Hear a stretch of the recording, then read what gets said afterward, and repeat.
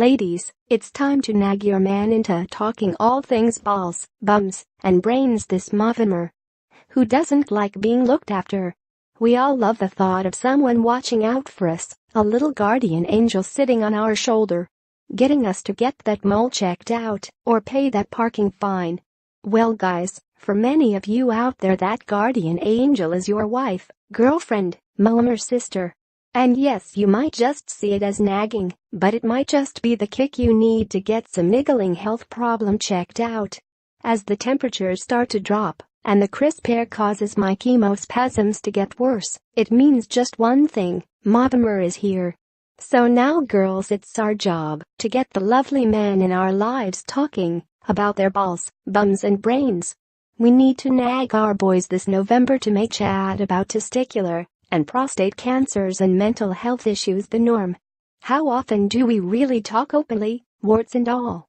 But it's so important we share our deepest worries, those ones lurking in our heads, going round and around, and leaving us anxious and worried. And what about those lumps, bumps and strange symptoms you notice, but fail to mention to anyone? When I started to spot blood in my poo, I shut down. Despite my ability to wax lyrical about every tiny little medical worry I'd ever had before cancer, when it got serious, I went quiet. We need to nag our boys this November to make chat about testicular and prostate cancers and mental health issues the norm, and for once me shutting up was not a good thing. Stage 4 bowel cancer kinda not a good thing. The brilliant men in my life are brilliantly bad at talking about their health. So much so that what my husband thought was a little bite a few years ago ended up being life-threatening sepsis. Of course he wouldn't take himself to the doctor. It took me to nag him, force him into the car and frog march him to A&E to be pumped full of life-saving drugs.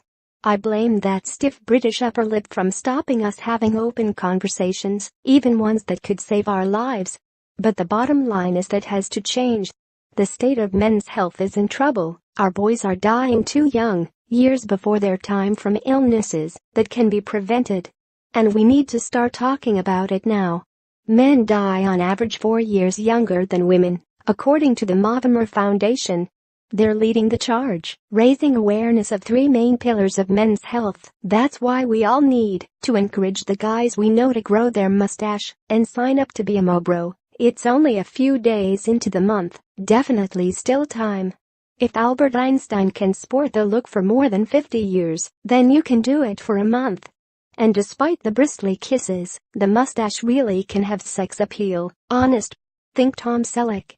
And then there's the fact you can save time in the morning not having to shave. That's extra time in bed. And to top it off, you might even find your new facial decoration relaxing, like the average Mobro who strokes their mustache 760 times a day. The Movember Foundation is the only global charity focused solely on men's health, and they aim to raise money to fund vital research and support programs to ensure that by 2030, over the next few weeks I'm doing a Movember takeover, so watch this space for more info on this wonderful campaign. But in the meantime, be the difference in your man's life and visit the Movember Foundation. Sign up, get involved, raise money and spread the word.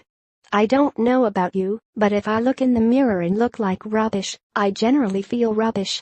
For me, looking and feeling nice really helps me get through the tough times, and I'm not alone. My chemo ward is full of glam women with faces covered in their war paint, dressed to the nines, sparkles and accessories cheering their days up. This week I was lucky enough to meet a brilliant bunch of women and volunteers at a workshop hosted by the Royal Marsden by the lovely charity Look Good Feel Better.